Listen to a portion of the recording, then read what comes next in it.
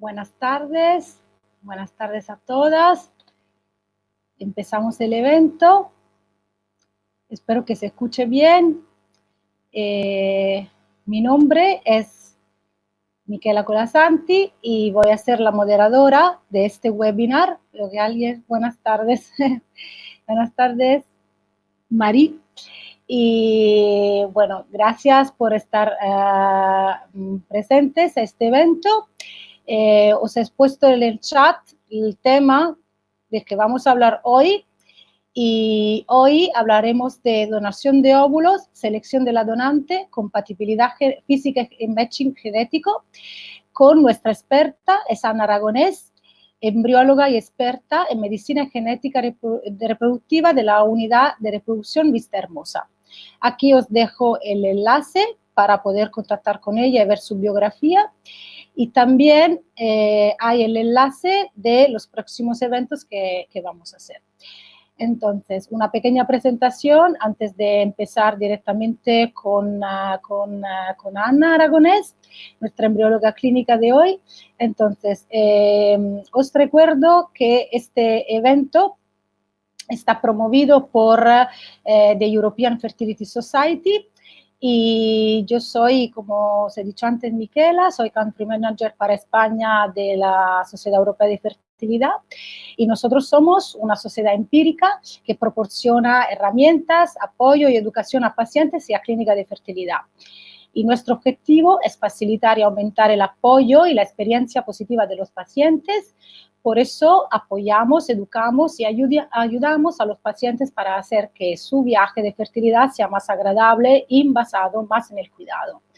Y también apoyamos a las clínicas con enseñanza y capacitación de su personal de salud y atención al paciente.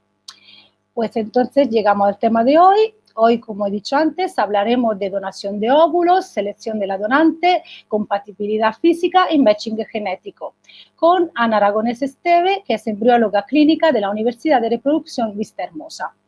El grupo de reproducción Vista Hermosa normalmente realiza un promedio de más de 11.000 ciclos de reproducción en España y cuenta con 13 centros en las principales ciudades españolas.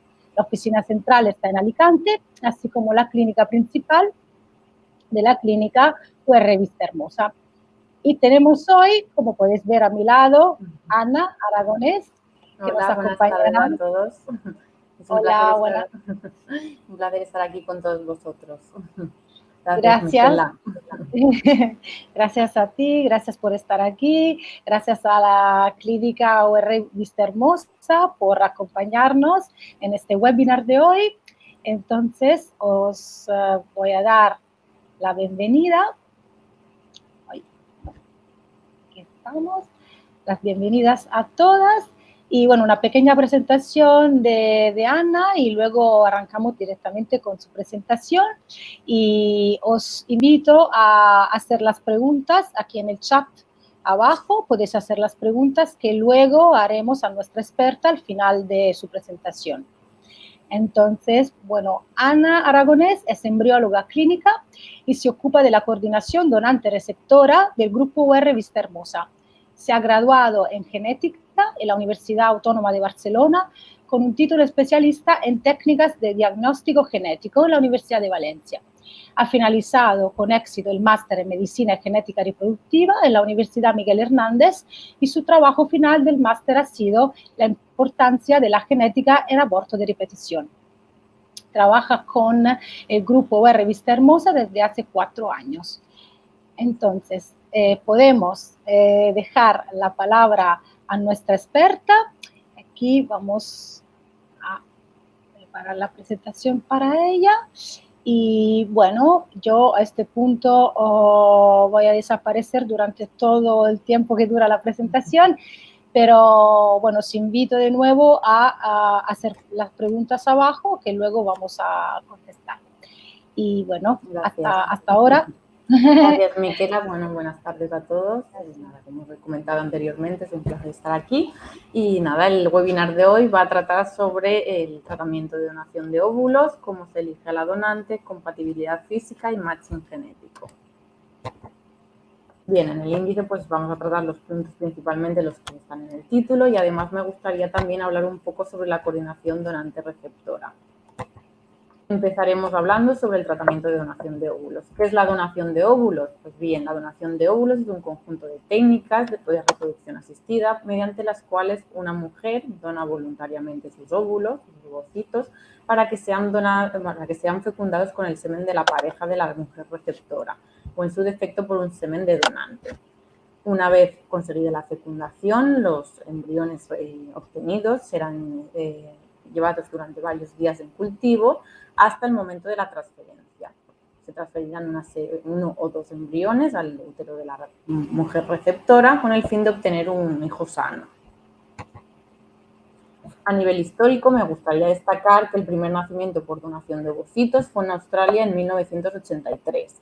A España llegó 5 años más tarde y fue la primera clínica que que consiguió un nacimiento por el tratamiento de donación de óvulos fue la clínica de Sceaux en Barcelona. Desde ese momento hasta la actualidad, pues la situación ha cambiado bastante, ¿vale? Ahora, ya desde en 2017, España se consideraba el líder de Europa en ovodonación, ya que nosotros ahora mismo estamos haciendo más del 30% de los tratamientos que se realizan de ovodonación en toda Europa, seguidos de República Checa. ¿Esto por qué es? Porque somos uno de los que más realiza tratamientos de donación de óvulos. Pues bien, tiene que haber un motivo o al menos alguno importante, ¿no? Entre ellos. El más importante sobre todo es la ley que nos ampara. Es verdad que en la ley española permite que se realicen los tratamientos de donación de óvulos y es bastante laxa al respecto, en el sentido de que hay otros países en los cuales este tratamiento está totalmente prohibido. Aquí en esta diapositiva lo que vemos son las diferentes leyes que regulan la reproducción asistida en general y la donación de óvulos. El primero de ellos es el Real Decreto 412 de 1996. En este decreto lo que se establecen son los protocolos obligatorios de estudio a las donantes, ¿no? Entonces, además del estudio de las donantes, también nos indican que a nivel español debe de haber un registro nacional de donantes.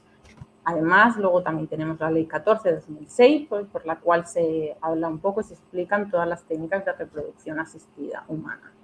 Y por último, el Real Decreto Ley del 9 de 2014, por el cual se establecen las normas de calidad y de seguridad para la donación, la obtención y el manejo de todos los gametos y tejidos a nivel humano para poder realizar un correcto uso de los mismos. Como os he comentado, necesitamos este registro a nivel nacional, que es el SIRA. El SIRA, como veis, es la plataforma que es un sistema de información de reproducción humana asistida, el cual pretende recoger y gestionar la información de los donantes de gametos y preembriones con fines reproductivos. Se trata, por tanto, de una plataforma en la cual pues, queda registrado el número de donaciones que realiza una donante, la fecha en las cuales lo ha realizado, el centro, la receptora a quien han ido dirigidos, el resultado del ciclo, etcétera, con el fin de llevar un mayor control y gestión de los mismos a nivel centralizado, no como anteriormente, que pues, cada clínica gestionaba sus propios donantes. Entonces, esto es verdad que ha mejorado muchísimo la gestión y la donación de óvulos. Bien, una vez conocemos el SIRA y ya hemos explicado un poquito en qué consiste la donación de óvulos, vamos a pasar a hablar quiénes son las candidatas para realizar un tratamiento de donación de óvulos, o qué indicaciones son las que hacen que podamos realizar un tratamiento de donación de óvulos. Hay dos grupos, a grandes rasgos hay dos grupos. En primer lugar, encontramos aquellas pacientes sin función ovárica. Entre ellas podríamos encontrar aquellas pacientes que presentan un fallo ovárico primario, que esto significa que la menstruación no les llegó a producirse en la pubertad, o bien también podemos encontrar las pacientes con fallo ovárico precoz, que sería como una menopausia precoz. Esto significa que la función ovárica ha cesado antes de los 40. Pero luego tenemos otro grupo bastante grande en los cuales sí que las pacientes sí que presentan función ovárica, pero por otros motivos, ya sea pues, la edad materna avanzada o alguna alteración genética, o por ejemplo que hayan realizado diferentes o varios ciclos con ovocitos propios y que el resultado no haya sido el esperado. Una vez ya conocemos todas las pacientes que son candidatas a realizar una donación a un tratamiento de donación de óvulos, vamos a pasar a hablar un poco sobre los requisitos de la receptora. Los requisitos para una receptora para realizar este tipo de tratamientos son muy sencillos. Simplemente la receptora tiene que tener mayor de 18 años y tiene que tener plena capacidad de obrar. Es decir, tiene que ser consciente y saber en qué consiste un tratamiento de donación de óvulos. Entonces, simplemente destacar que aquí da igual la orientación sexual y el estado civil de la paciente. Además, decir que toda receptora deberá firmar un consentimiento informado de forma libre, consciente y expresa, en el cual se le explica un poco los riesgos implicados del tratamiento. Y en caso de que esté casada, se necesitará un consentimiento del cónyuge. En cuanto a los requisitos de la donante, es verdad que aquí son más amplios. Necesitamos, para que una donante sea aceptada con el programa de donación de óvulos, pues necesitamos que se cumplan una serie de pruebas o de entrevistas. Entonces vamos a empezar explicando un poco cuál es el funcionamiento para que una donante sea apta en nuestro programa de donación de óvulos. Empezaremos con una entrevista. La entrevista consiste en que la donante, en este caso, se realiza una anamnesis con nosotros, con las embriólogas, en las cuales se le va a recoger los datos personales. A nivel de los datos personales no solo recogeremos el nombre y el apellido, sino que también recogeremos pues la historia ocupacional y la nacionalidad.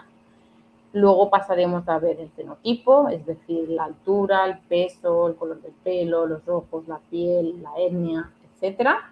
También recogeremos el número de donaciones anteriores, es decir, si ha donado anteriormente en nuestra clínica o en otra clínica, cuándo y dónde.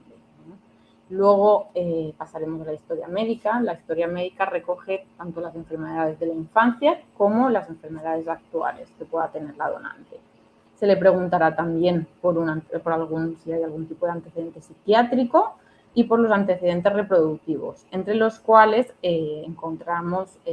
preguntamos si tiene hijos, si ha tenido algún tipo de aborto, si ha tenido morcinatos, malformaciones, cualquier gestación que se haya producido. Y dentro de la clasificación de otros, pues nosotros lo que solemos preguntar es si toma algún tipo de droga, alcohol, tabaco o alguna cosa que consideremos oportuna de anotar. Una vez recogida la historia médica, lo que haremos es recoger el árbol genealógico. ¿Qué es el árbol genealógico? El árbol genealógico es un árbol en el cual recogemos la historia de las 3 últimas generaciones de la donante. Entonces, recopilaremos toda la información desde ella y sus hermanos, si tiene hijos también, luego los padres y los abuelos. De tal forma que nosotros aquí podemos identificar si en la historia familiar, ¿no?, hay algún tipo de enfermedad que se repita y que sea de carácter genético. Nosotros eso como lo hacemos, pues preguntando por cada uno de los miembros de la familia, si tienen alguna enfermedad y si en caso de que hayan fallecido, el motivo por el que han fallecido, etc. De tal forma que, por ejemplo, si viésemos que en una familia de la donante, por ejemplo, hubiese una misma enfermedad que se aparece en cada uno de los miembros femeninos, por ejemplo, de la madre, hijo y abuela, o sea, madre y abuela, pues entonces tendríamos que estudiar, ¿no? Sería motivo de descarte dependiendo de qué tipo de enfermedad fuese. Entonces, el árbol genealógico luego lo veremos, pero es muy importante también a la hora de aceptar a una donante en el programa de donación de óvulos. Aquí tenemos un listado, son muchísimas enfermedades por las cuales nosotros preguntamos respecto a todos los miembros de la familia, desde la fibrosis quística, algún tipo de cromosomopatía, si hay un desorden neurológico, depresiones, diabetes, etc.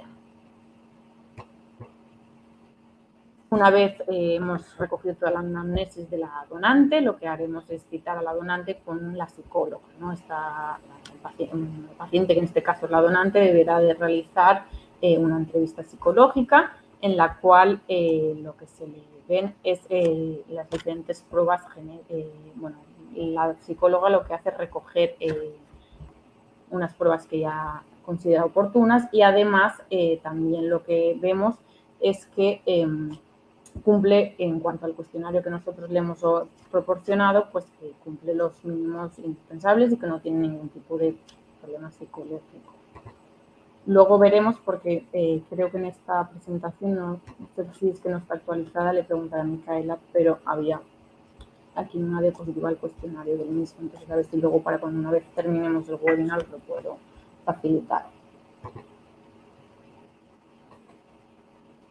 Vale, en cuanto a una vez hemos terminado la donante ha terminado con la psicóloga, lo que haremos es citarla para una prueba ginecológica, ¿no? En este caso, el ginecólogo lo que valorará es que la donante tenga una reserva ovárica adecuada y que no tenga ningún tipo de quiste o nada que pueda impedir la donación de los óvulos.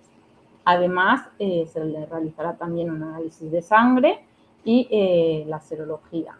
La serología es un análisis en el cual se va a ver que la donante no presenta ninguna enfermedad de tipo de transmisión sexual, como puede ser la hepatitis B, la hepatitis C, la VIH, el sífilis, etc. Es verdad que hay otras, como por ejemplo el citomegalovirus o la malaria, que en este caso, pues normalmente no son estudiadas, pero sí que serían estudiadas si considerásemos que la donante viene de un país o ha estado bien, porque ya sea porque vive o porque ha viajado, donde hay riesgo, ya sea porque la prevalencia es más alta, ¿no? Entonces, si la incidencia es más alta, pues tendríamos que estudiar. Si consideramos que hay riesgo, tendríamos que estudiarla, ¿vale? Y también se le analiza el grupo sanguíneo y el RH, como es obvio, para luego poder encontrar una receptora con sus características. Pasaremos, por tanto, a las pruebas genéticas. Las pruebas genéticas es cierto que a nivel de obligatorio no hay ningún tipo de obligación a realizar a las donantes, pero sí que la SEF, que es la Sociedad Española de Fertilidad, recomienda que se realicen unas pruebas mínimas. ¿Estas cuáles son? Pues son el cariotipo, el X frágil y luego se estudian una serie de genes de herencia autosómica recesiva según la etnia, las más prevalentes. Nosotros, y bueno, la SEF recomienda, nosotros realizamos al menos los mínimos que recomienda la SEF, que son la fibrosis quística, es el panel de 6 genes, que es la fibrosis quística, atrofia muscular espinal, anemia falciforme de talasemia, alfa-talasemia y sordera congénita no sindrómica. Este panel, como será de 6 genes, lo tienen todas y ya luego tenemos un pool con algunos con 15 genes y otros con 552 por si fuese necesario. Luego lo veremos más adelante cuando hablemos de compatibilidad genética. Vale. Por tanto, además de haber cumplido todo eso, lo que necesitamos es que la donante presente entre 18 y 35 años, que no tenga más de 6 hijos en España, ya que eso es el máximo que está considerado por la ley, que tenga un buen estado psicofísico y sin ningún tipo de enfermedad de tipo transmisible como la hepatitis o el VIH, como hemos comentado, y que el índice de masa corporal sea normal. Una vez hemos cumplido todo esto, la donante entra o es aceptada en el programa de donación de óvulos y ya podríamos empezar a estimularla y una vez los folículos de la donante estén en el estado correcto, pues podremos realizar la punción folicular para extraer los mismos. Está claro que siempre la donante tiene que tener en cuenta o tiene que tener claro que la donación es anónima y que es altruista. Ni las parejas receptoras saben nada de la donante, ni la donante sabe nada de las parejas receptoras.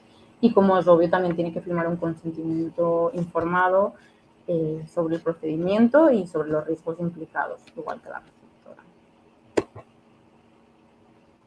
Una vez ya conocemos cuál es el procedimiento para que una donante sea aceptada, pasaremos a la asignación de donante. En este caso, comentar que hay diferentes filtros que ahora iremos viendo. Uno de ellos es las características inmunológicas, luego está el matching fenotípico por los rasgos y también está la compatibilidad genética, ¿no? Entonces, de tal forma que con todo eso lo que intentamos es buscar, como si dijera, la pieza del puzzle que mejor le encaja a la mujer receptora.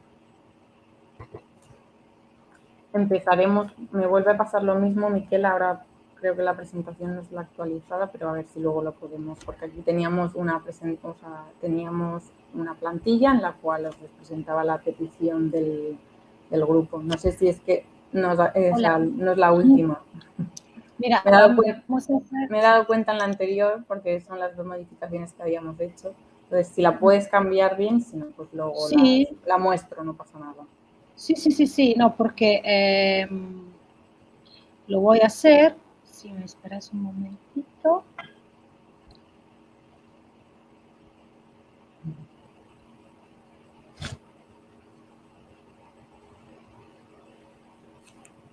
Ahora está cargando. Sí, no pasa nada. Sí, simplemente porque como es más visual, pues si la podemos enseñar ahora o luego, pues mejor para los pacientes. Sí, no, mejor hacerlo así, luego seguimos. Mientras animamos a hacer unas preguntas más. Sí. El sistema al final del webinar podemos resolverlas todas las que quieran. Sí, al final del webinar hacemos las preguntas. Está cargando, ¿eh? Un minuto de paciencia.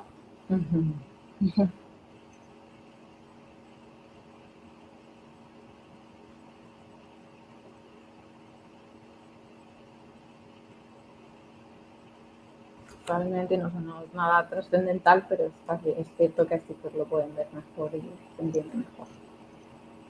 No, sí, creo que el sistema cargó la anterior, pero ahora vamos solucionando.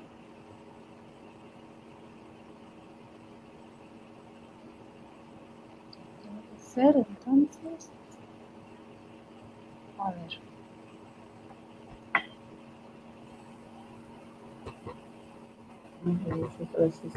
Es esta porque también hay... Sí, aquí, esto, ¿no? exacto, esta es la buena. Vale, Gracias, pues Miquela. desaparezco otra vez. Gracias. Bueno, perdonad a todos. Nada, aquí es lo que os comentaba, que era uno de los cuestionarios que tenemos que realiza nuestra psicóloga, las donantes, en el cual pues, ella hace la valoración oportuna que considere. Y ahora pasaremos a ver un segundo, esto ya lo hemos visto. Aquí es como os comentaba, para la hora de, bueno, vuelvo a la anterior, como os comentaba, no solo tenemos que ceñirnos a las características monológicas, sino también matching fenotípico y test de compatibilidad genética. Entonces, empezaremos por la primera de ellas, que es la compatibilidad física, si nos atañemos a la Ley 14 de 2006 sobre técnicas de reproducción asistida. El equipo médico deberá garantizar lo máximo posible la similitud fenotípica e inmunológica con la mujer receptora.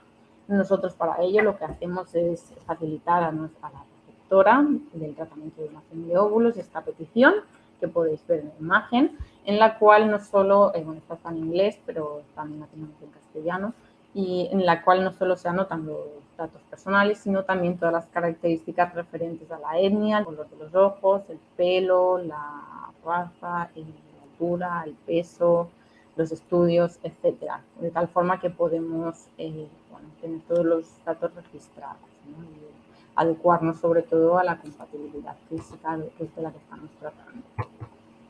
Entonces, nosotros lo que hacíamos ya anteriormente era solicitar una foto, además de la petición que os acabo de enseñar, tanto a la donante como a la receptora, porque esto considerábamos que nos ayudaba a la hora de la selección de donante.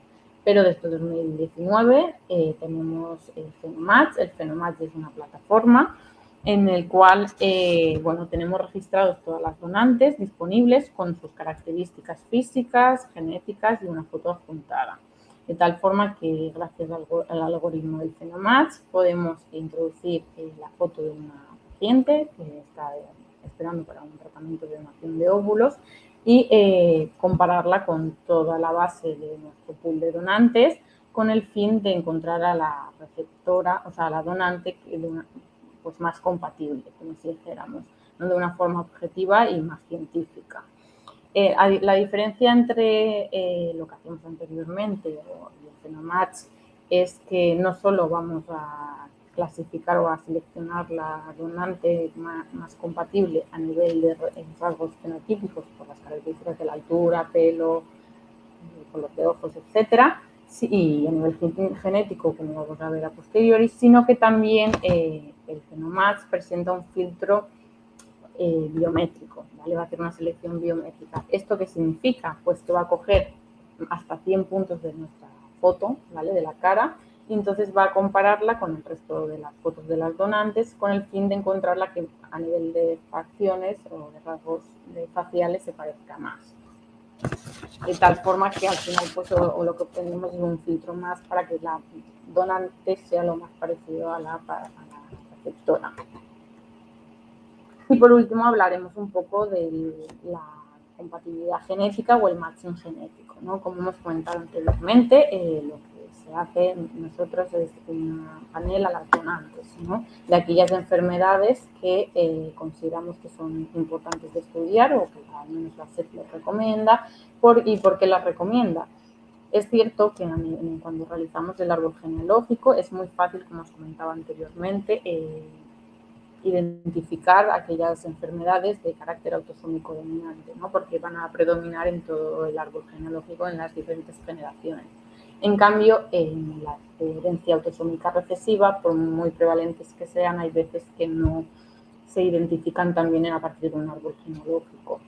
Entonces, en este caso sí que es importante que nosotros estudiemos tanto a la donante como a la pareja de la receptora, ¿no? Que son los dos gametos que van a formar el embrión, para ver que no coinciden con la misma, o que no presentan las mismas mutaciones, no son portadores de la misma enfermedad, ¿no? Por ejemplo, imaginemos que ambos pacientes presentan una alteración o una mutación en la fibrosis quística, pues si da la casualidad que es del mismo gen, lo que obtendríamos es un 25% de hijos que podrían estar afectos.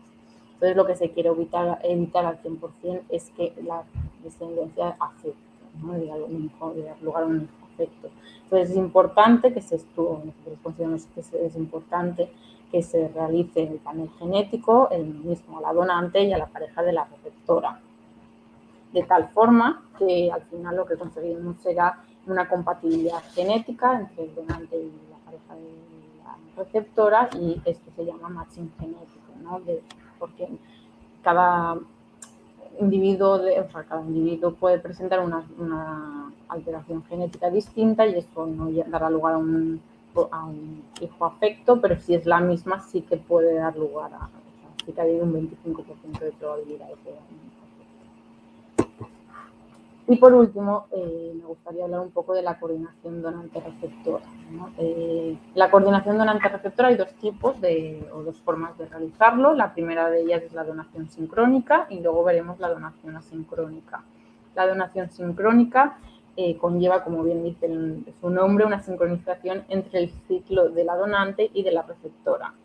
Esto significa que la donante debe empezar la estimulación a la vez que la paciente se prepara el endometrio, de tal forma que cuando la función folicular se dé lugar la función folicular del donante, la receptora ya tiene que tener el endometrio preparado y podemos proceder, por tanto, a la fecundación de los ovocitos con el semen de la pareja de la mujer receptora, o en su defecto con un semen de donante, y obtener unos ovocitos fecundados que serán llevados en cultivo durante varios días y finalmente serán transferidos al útero de la receptora. La diferencia con la donación asincrónica es que en este caso lo que se ocurrirá es que la donante se pone en marcha directamente sin tener en cuenta el estadio de la receptora, es decir, primero estimularemos a la donante y una vez los folículos hayan alcanzado el tamaño adecuado, podremos hacer la función ovárica para extraer los ovocitos y estos serán vitrificados. A posteriori, lo que haremos es que en el momento en el que la receptora desee o en el momento en el que su endometrio esté perfectamente preparado, es decir, mayor a 7 milímetros, entonces lo que haremos es vitrificar los ovocitos de la donante en cuestión, es la donante asignada, y se fecundarán con el semen de la pareja de la receptora o con el semen de donante, igual que en la donación sincrónica. Los embriones obtenidos serán llevados durante varios días en cultivo y finalmente se transferirán al útero de la paciente, ¿no? Con el fin de obtener un hijo sano. Como veis, en ambos casos el fin es el mismo y no hay ninguno mejor que el otro, simplemente son dos formas muy diferentes de poder programar un tratamiento de donación de óvulos, y simplemente pues en nuestro equipo lo que hacemos es individualizar cada caso y ver cuál es mejor para cada una de las pacientes. va a depender un poco pues de cada caso, como comento, de forma individual. Por ejemplo, la donación asincrónica pues igual puede venir muy bien para aquellas pacientes que les cuesta prepararse el endometrio, para aquellas pacientes que, por ejemplo, tengan unas fechas muy limitadas a la hora de venir. Imaginaros que vienen de otro país o por cuestiones de trabajo tienen unas fechas muy acotadas y entonces ahí pues es más sencillo directamente, una vez la receptora tiene el endometrio preparado, es identificar los ovocitos, que cuadrar que la punción de la donante sea a la vez en la misma fecha deseada. Pero como veis, ambos casos son buenos, ambas son dos formas diferentes de realizar el tratamiento y las tasas son muy similares. Antes es verdad que igual se hacía más en donación sincrónica y ahora hacemos ambos tipos porque las tasas son muy similares. Así que cada caso es individualizarlo y ver lo mejor para la paciente. Y bueno, hasta aquí la presentación. Muchas gracias por vuestra atención y cualquier duda pues estaré encantada de resolverla. También tenéis ahí nuestro correo que si hoy no lo podemos responder, pues más adelante o no se os ocurre y luego tenéis alguna duda podemos resolverla a posteriori. Bueno, gracias. Muchísimas gracias, Ana, por la presentación. Ha sido súper interesante y bueno, ahora tenemos un cuadro más claro de cómo funciona la selección de la donante. Y entonces tenemos unas preguntas y bueno, empezamos a contestar. Empezamos desde la primera, que pregunta: ¿cuánto tiempo se toma en encontrar una donante? Vale, eso va a depender un poco de cada caso, sobre todo depende de, en primer lugar, el fenotipo. No es lo mismo igual que sea de raza caucásica que sea de raza africana, porque obviamente el pool de donantes nuestro pues va a variar un poco, ¿no? Entonces, dependerá un poco de cada paciente, de los rasgos físicos que tenga. También va a depender si hay alguna alteración genética, por ejemplo, pues eso, la compatibilidad genética puede retrasar un poco más lo que es el procedimiento en sí, pero realmente es bastante rápido. Luego ya depende un poco también de si queremos una sincronización, o sea, una donación sincrónica o asincrónica. Pero cuestión de un mes o mes y medio, o sea, es fácil. Realmente es muy rápido, a no ser que tengas un fenotipo un poquito más diverso a lo nuestro, que entonces pues va a costar un poco más o por una alteración genética, como comentaba. Vale, súper claro, muchas gracias. Seguimos a la próxima. Algunas clínicas ofrecen programas premium, incluyendo el PGD Test para ovodonación. Otras dicen que no es necesario. ¿Qué recomiendan si es doble donación? Claro, nosotros, como comento, deberíamos de tratar cada caso de manera individualizada con el equipo ginecológico y con todo el auxiliar y todo, pero nosotros sí que ofrecemos algunos tratamientos de donación de óvulos con un PGTA, o sea, con un test genético de implantacional. Entonces, depende un poco de la paciente. Si, por ejemplo, imaginemos que el semen de la pareja, por ejemplo, si la pareja de la receptora tiene el FISH alterado, pues entonces sería un motivo principal para realizar un PGTA. Entonces, sí, hay casos particulares que sí que se realizan y otros que no. Igual que de doble donación, es cierto que a priori igual no sería necesario porque se supone que están testados y está todo bien, pero bueno, si ya igual la paciente se ha hecho varios ciclos y nos ha quedado, pues siempre se puede, o prefiere acotar y ir a la selección de los mejores, pues es un filtro más, ¿no? Es caso individualizado, pero existen todas las opciones, está claro. Bueno, muchas gracias. Seguimos. Mi pareja tiene fibrosis quística. ¿Cómo saber si es compatible genéticamente con la donante? Bueno, en este caso asumo que o es porque es afecto o porque tiene si es portador, tendrá algún panel estudiado, imagino. Entonces, habría que aportar a nuestra clínica lo que es el informe y entonces ya nosotros lo que haríamos es hacer el mismo, o sea, una donante estudiada con fibrosis quística y que lo fuese totalmente negativa. Entonces, que no hubiese ningún riesgo de transmisión a la descendencia. Obviamente, si tu pareja es afecta, ¿no? O es portadora, pues el hijo podría ser portador, pero en ningún caso sería afecto, que es lo que me interesa, ¿no? No queremos que haya un nacimiento de un hijo con una enfermedad. Pero sí, eso ocurre a muchos pacientes y eso es algo que está al orden del día y no hay problema. Simplemente hay que buscar una donante que esté estudiada y que lo tenga negativo. Gracias. Seguimos. He leído que algunos bebés se parecen a la madre. ¿Es eso cierto? ¿Puede llegar a parecerse a la madre por la epigenética?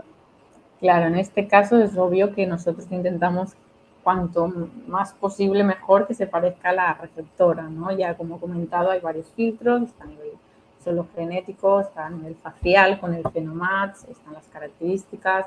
Entonces al final cada vez vamos aumentando los filtros, la selección de las donantes para que se parezca cada vez más específicamente.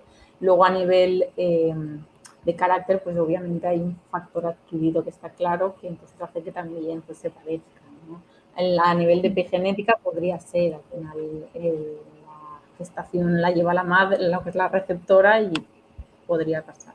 No sé hasta qué punto es influencia, pero sí que puede haber un componente.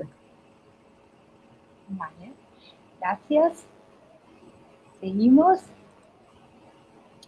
Buenas tardes. Tengo 40 años, he hecho 2 PIV, uno con aborto espontáneo en la semana 7 y en la segunda me confirmaron trinoma 21.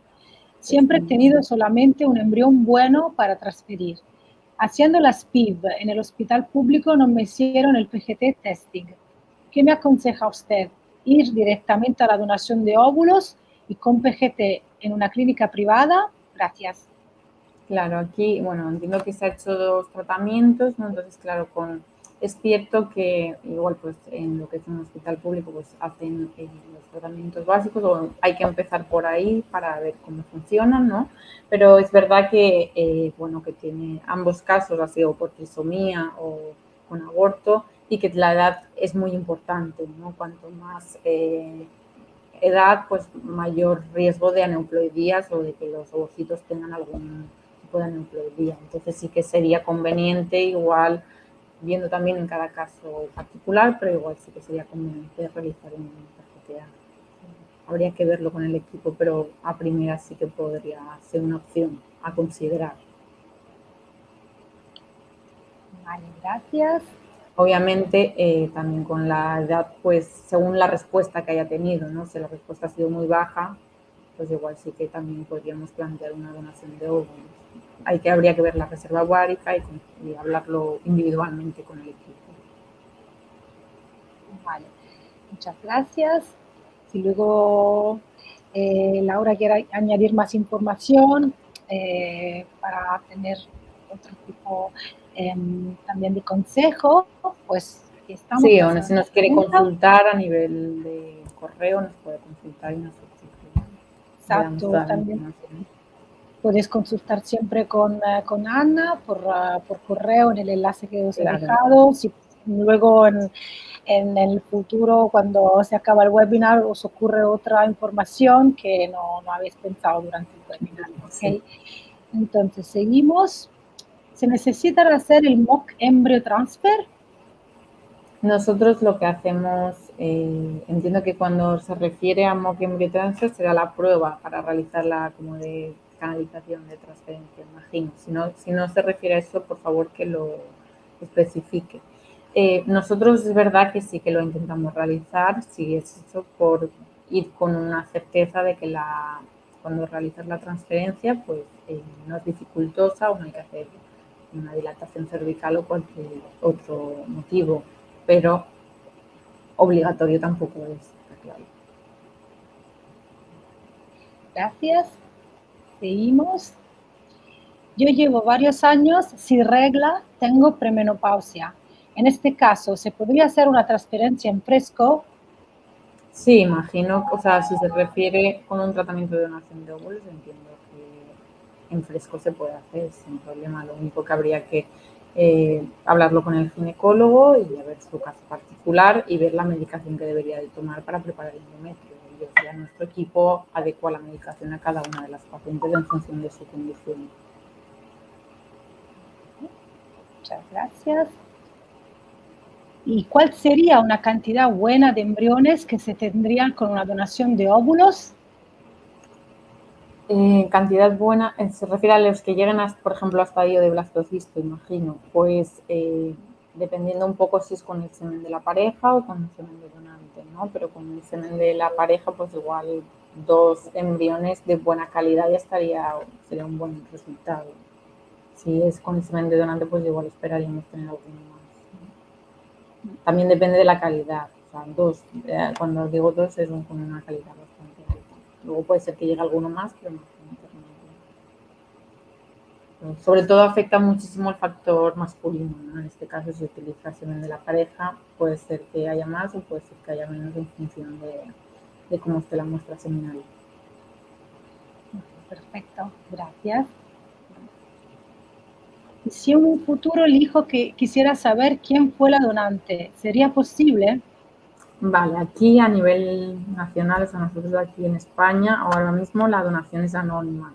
Entonces, hoy por hoy es cierto que no se podría saber. Nosotros, las clínicas como que hacen intermediarios, si el hijo tuviese, en el único caso en el que el hijo tuviese una enfermedad y requiriésemos, pero siempre sería a través de lo que es la clínica. En ningún momento habría un contacto entre hijo y donante, ¿no? Esto es cierto que hoy por hoy es así, puede ser que en un futuro cambie porque en otros países la donación no es anónima. Entonces, en un futuro no lo sé. Pero ahora mismo en España es cierto que no se puede ser anónimo. Ok, pues es anónima. Vale, seguimos. La aplicación Phenomatch se utiliza también en el donante masculino en caso de mujeres sin pareja. Sí, se puede utilizar de igual modo, sí. Nosotros en este caso entonces sería la inversa, necesitaríamos un donante masculino, entonces lo que hacemos es hacer la comparación, ¿no? Y entonces sí que se puede realizar sin problema y encontrar el más apto. O sea, al final es según lo que dice la ley española, en los casos en los que se asigna un donante de semen, el donante tiene que parecerse a los rasgos de la mujer receptora. Entonces, en este caso da igual que tenga pareja, que la similitud va a ser la misma y se puede aplicar el Phenomatch sin problema. Perfecto. Vamos con la próxima. ¿Existe más riesgo de perder el embrión antes de llegar a transferirlo por hacerle PGT? A ver, hoy en día es cierto que lo que es la técnica del PGT-A o el PGT-M están ya realizados de forma rutinaria, entonces lo que es en sí el PGT-A sí está realizado por un equipo que está totalmente formado, no afecta al embrión como tal. Lo que es cierto es que si tú, por ejemplo, has estado de blastocisto y te llegan 3 embriones, ¿no? 3 blastocistos, a la hora de realizar el PGT-A es posible que te quedes con 1, con 2 o con ninguno, ¿no? Entonces, pero ahí no es por la técnica en sí, sino porque estás haciendo un filtro más de selección y puede ser que tengas todos buenos o que estén alterados. Entonces ahí pues te quedarías con un número inferior de embriones, pero es cierto que con los más con mayor potencial y más dirigido, pero no por la técnica en sí. La técnica en sí, si se realiza por un equipo preparado, no tiene por qué afectar. Vale, muchas gracias. Aquí tenemos la última, así que os animo a hacer más preguntitas. Y vamos con la siguiente. ¿Cuántas veces puede donar una donante sus ovocitos para estar segura que mi hijo no va a tener hermanos por España? A ver, antes lo que se regulaba es que el número de hijos nacidos en España por la donante, considerando los propios de la donante, fuese un máximo de 6. Hoy en día es verdad que con toda la introducción del sistema de registro nacional, el número máximo de donaciones puede llegar a 6, lo que igual no quiere decir que haya 6 hijos nacidos. Al final hay donaciones que dan lugar puede ser a 2 o puede ser que con 6 donaciones no haya dado ningún embarazo o haya dado 1. Entonces es difícil controlar, pero es posible que en España haya algún recién nacido más de esa donante, está claro. sí que podría ser, lo que no tiene por qué ser, igual al final también hay de otros pacientes de otros países y pues es un poco relativo, ¿no? Pero el número de donaciones ahora mismo están 6, que no quiere decir que haya 6 recién nacidos. Gracias. ¿Se garantizan un mínimo de embriones por ovodonación? Dependiendo un poco, entiendo que la política de la clínica. Es verdad que nosotros, según el programa que se escoja, sí que hay un mínimo de, creo que es de 2, pero según el caso, ¿no? Según también si hay diferentes packs, también hay de programas de garantía. Entonces, eso si la paciente está interesada en más información respecto a nuestra clínica, podemos darle una cita y que consulte cualquier tipo, porque ya os comento que en algunos packs o en algunos tipos de ciclos sí que se garantiza y entiendo que no igual en otras clínicas igual, ¿no? O en otros tipos de tratamientos. Vale. Pero va a depender todo un poco del caso de cada paciente y de cada condición, ¿no? Según los factores que intervengan. Gracias. Y bueno, de momento no hay más preguntas. Vale, A nosotras ¿alguien tiene alguna pregunta más? Y si no, pues sí, ya sabéis que está el correo y que cualquier cosa me podéis contactar y sin ningún problema. Estaré encantada de ayudaros. Sí,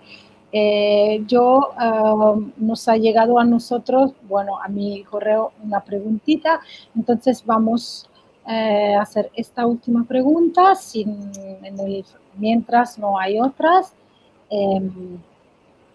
cerraremos Vosotras, aquí. Guadalupe. Gracias. Bueno, entonces, esta es la pregunta. ¿Cómo puedo estar segura de que hay compatibilidad genética entre la donante y mi pareja? Me han hablado del test ERES. ¿De qué va exactamente?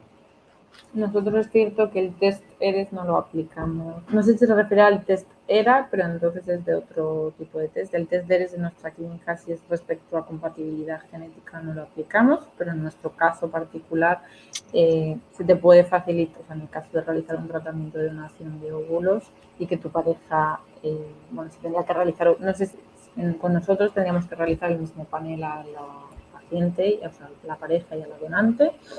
Y entonces se podría crear un informe en el cual dicen que el riesgo es bajo. O sea, obviamente nulo es imposible, pero siempre es muy bajo, muchísimo más bajo que de lo habitual, ¿no?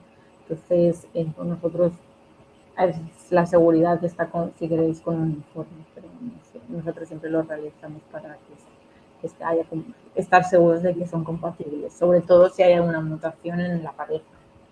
¿No? Si los portadores de la fibrosis, los portadores de la talasemia, cualquier otra enfermedad de prevalencia o cualquier otra que tenga, que también no tiene por qué estar entre las mínimas. Ya os digo que el mínimo son estos 6 genes, pero que hay hasta 500. Hay pacientes que hacen de 552. Entonces ahí encontraríamos una donante compatible con los 552 de la pareja, está claro.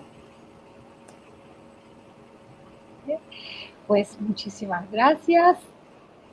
Bueno, como veo que no hay más preguntas, os agradezco primero por haber participado a este webinar y también os vuelvo a recordar que si tenéis más preguntas o queréis contactar con Ana, nuestra embrióloga clínica, podéis hacerlo a través del enlace que os he copiado al principio y ahí vais a encontrar su bio y también hay un formulario donde podéis contactar directamente con Ana.